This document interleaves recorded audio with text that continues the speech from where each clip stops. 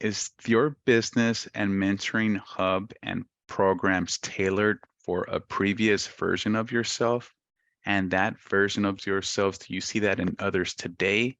And that's why, do you think, and I do feel that this is the reason why your business will thrive, because you're tailoring to your past version and also those who are experiencing the same thing in the workplace or not, but are helping them develop their growth and success, of course.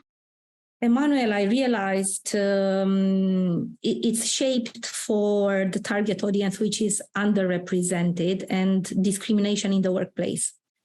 And if you look and Google on LinkedIn, EDI or diversity, equity, inclusion, it's raining with jobs in diversity, equity, and inclusion. When there is demand, there is offer. What does it? I'm an economist as background. I graduated economic studies.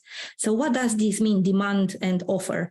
It means demand and supply. It means that if there is demand, something fundamentally is broken or is not at the best, discrimination, toxic workplaces, toxic bosses, toxic managers, or not inclusive practices.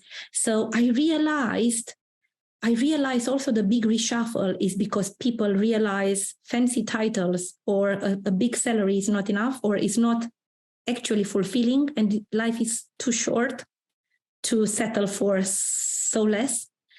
But the target audience, Emanuel, made me, which I'm part of, made me realize, wow, I'm strong. I was born somehow resilient. And with this motivation, I'm quite, thick-skinned, they say. But not many people, not even my former teams, the underrepresented, they said, Anna, you are brave. We wish we could be like you, but we have these obstacles, or we don't feel this.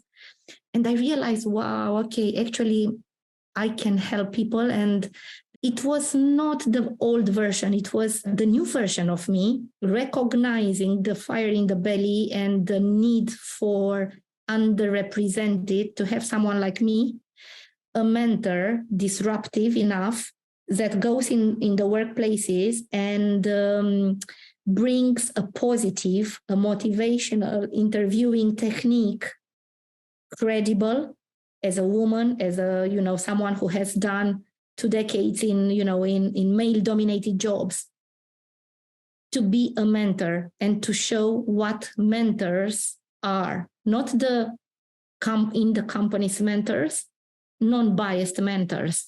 So I think my experience, what I went through, but also gave me the courage to do it. But also it was like a wake-up call. It's like, wow, more than ever, actually, things are getting worse. Wow, so you're actually putting people first here. It's not always, we often think, or I often think, well, what's the solution for me? But you noticed that you can bring a greater level of impact for those that are underrepresented in the workplaces. I think that's fantastic, Ana. Thank you so much for sharing that story and the greater level of impact. Impact is actually one of my personal core values. It's one of Heart to Core's core values, and I see that you're doing that throughout the world and in your programs as well.